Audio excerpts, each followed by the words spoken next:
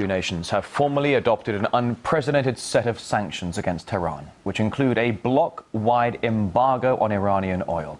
The move targets Iran's nuclear program, which the Islamic Republic insists is for purely peaceful purposes. Let's get more details on the latest development now from our correspondent Tessa Arcilia, live in Brussels. Tessa, these fresh sanctions, exactly what measures do they involve?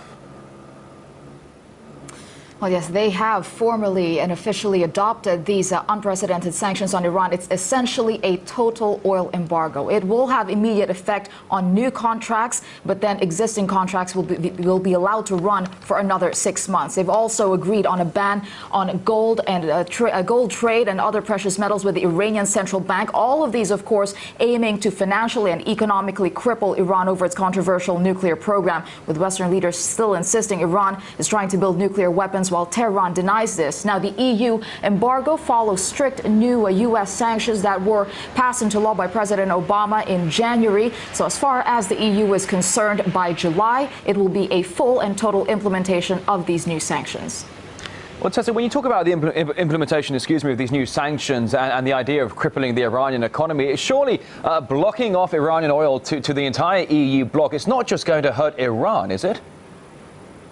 Well, certainly, this is unprecedented in terms of the scope and the desired potential effects on Iran, but it is also unprecedented in terms of its potential economic impact on the European Union itself.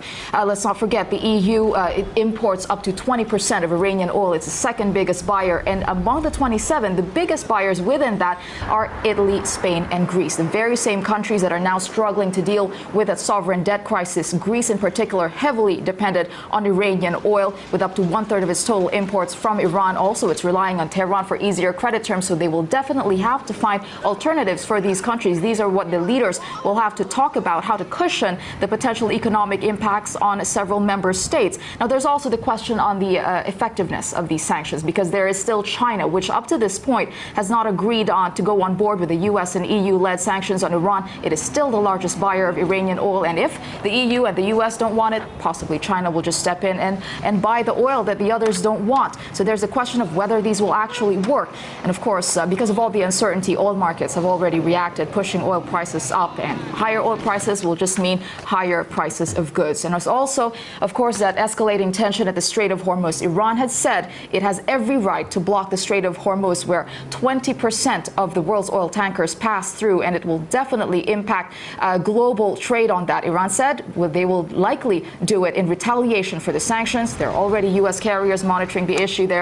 Definitely possibility of escalating conflict. Indeed, Tessa. It seems almost every day we see a movement in escalation between the West and Iran over its nuclear program and the ongoing oil issues as well. RT's correspondent Tessa Arcilia in Brussels. Thank you. Well, to discuss the implications of fresh sanctions against Iran, let's now talk to James Corbett, editor of the independent news website The Corbett Report, based in Japan. Thanks for coming on RT today. Do you think this new round of sanctions will achieve anything when it comes to resolving the nuclear program crisis in Iran? Well, that's assuming that there is a crisis to be resolved. It's interesting to see what will happen here, because, as has been noted, this is likely to affect Europe at least as much as it will affect Iran, if not more so. And certainly in the current energy climate, I think it will be easier for Iran to replace its European exports with exports to other countries than it will be for Europe to find imports from other sources.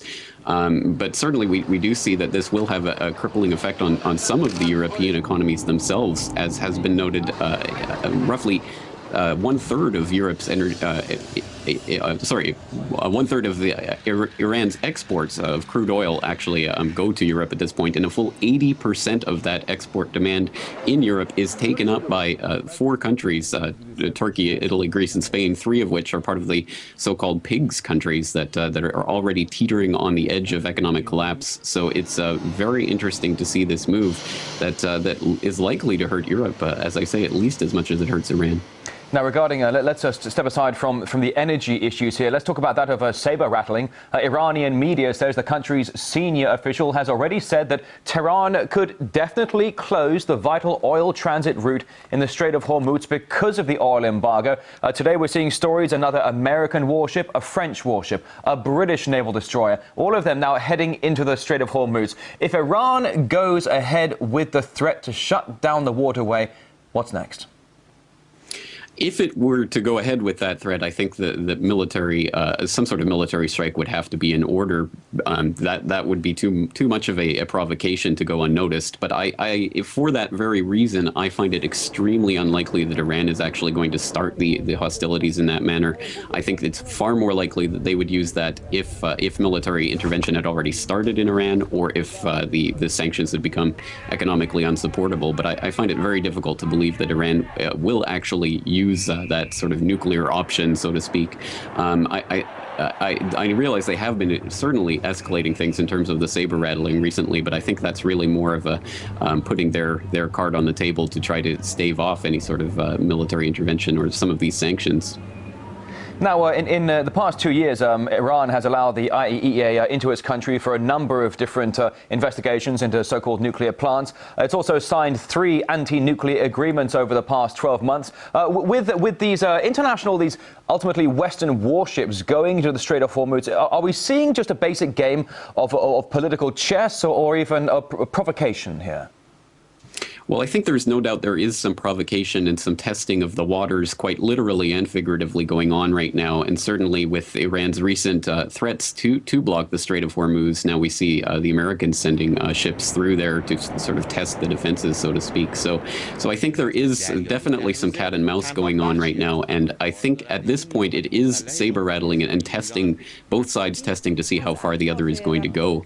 And as I say, at this point, I would be extremely shocked to see Iran actually pulling out the option of mining or otherwise blockading the Strait of Hormuz, because that seems to me that's pretty much the last card up their sleeve. So I don't think they'd want to put it on the table too early. And very briefly here, we're running very low on time. I apologize for that. Finally, if the new sanctions fail to work again, could we be back to the older stalemate position? What's the way out of that? Well, oddly enough, I think the further that Iran is pushed into a corner here, the more their position will strengthen over time as they develop alternative routes out for their oil exports. If they, for example, increase their trading partnership with China or Russia and India, as we've seen in recent days, they've been scrambling to establish exchanges in other currencies, including their local currencies, including even asking India to trade in Japanese yen. So we could see really a fundamental shift in the entire dynamic of this energy export economy that's taking place right now, and it could actually serve to benefit Iran in the long run from getting them off of their dependence on the petrodollar. James Corbett of the news website The Corbett Report, live from Osaka. Thank you.